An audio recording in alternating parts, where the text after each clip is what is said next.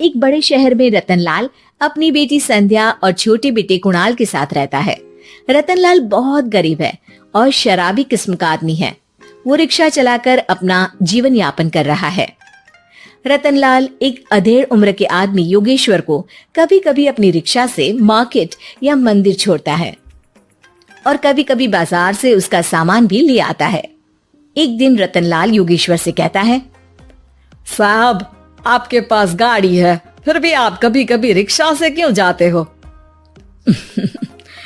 इन शहर की गलियों को आराम से देखना मुझे बहुत पसंद है। ठीक है साहब, मैं चलता हूँ, कल फिर आऊंगा। अरे रतनलाल, रुको तो। मैंने सुना है कि तुम अपनी बेटी को कुछ पैसों के बदले किसी को दे रहे हो।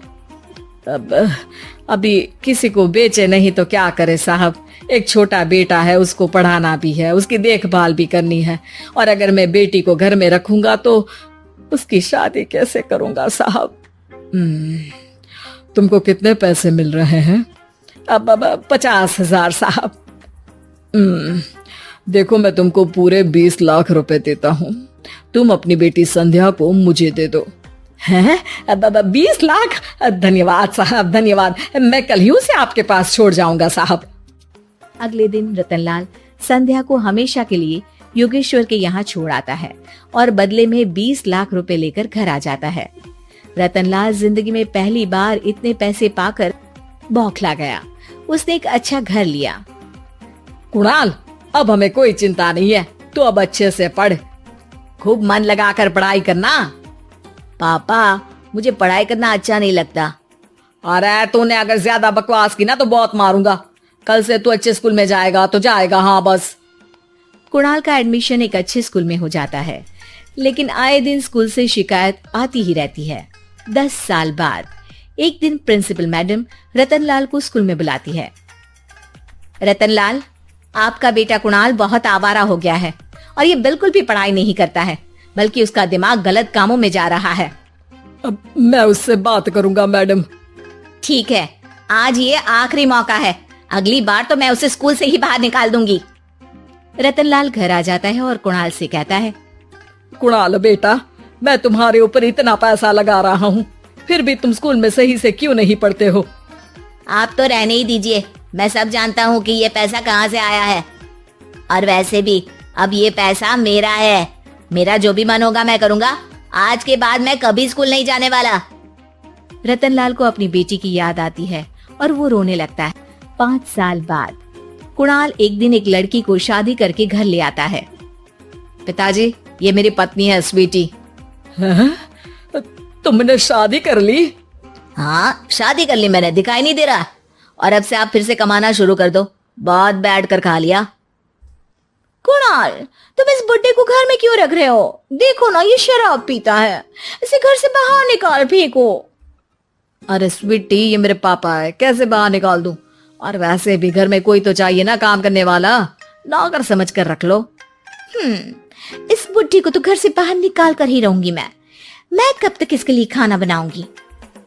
स्वीटी एक दिन घर के बाहर पार्क में अपनी दोस्तों के साथ बैठी होती है। तभी वो रतनलाल को बुलाती है। पिताजी, मेरे कमरे में मैं अपना फोन छोड़ आई हूँ, जरा ला कर तो देना। हाँ, जरूर, अभी लेकर आता हूँ। रतनलाल फोन लेकर आ जाता है। कुछ समय बाद स्वीटी के फ्रेंड्स भी चले जाते हैं। स्वीटी अंदर आकर शोर मचाती है। चोर चोर! कहाँ है चोर? मुझे तो यहाँ कुछ नहीं दिख रहा। अरे ये अलमारी खुली पड़ी है, जरूर किसी चोर ने ही खोली होगी। अरे कौन आया था यहाँ? यहाँ तो पिताजी आए थे बस। अरे बहू, मैं चोर नहीं हूँ। मुझे तो आप पर अब बिल्कुल भी विश्वास नहीं है पिताजी, क्योंकि जब आप पैसे के लिए दीदी को बेच सकते हो तो आप चोरी भी तो कर ही सकते हो। अरे लेकिन वो सब तो मैंने तेरे भले के लिए किया था ना। मैं तो कहती हूँ कि हमें इनकी कमरे की तलाशी लेनी चाहिए। तुम बिल्कुल सही कह रही हो, चलो।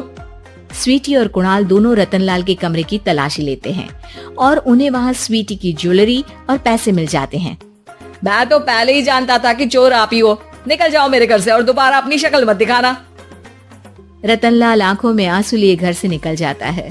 स्वीटी मन ही मन सोचती है, आज तो मेरी प्लानिंग सफल हो गई।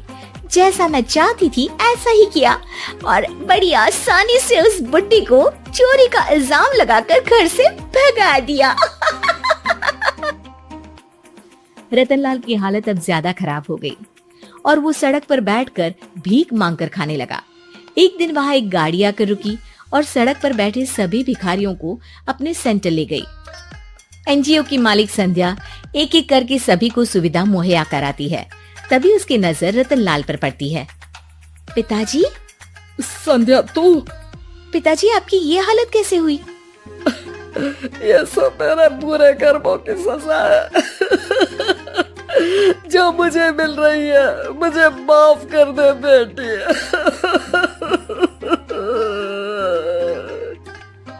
पिताजी, मैं आप पर बिल्कुल भी गुस्सा नहीं हूँ, क्योंकि आपने मुझे यहाँ भेजकर अच्छा ही किया।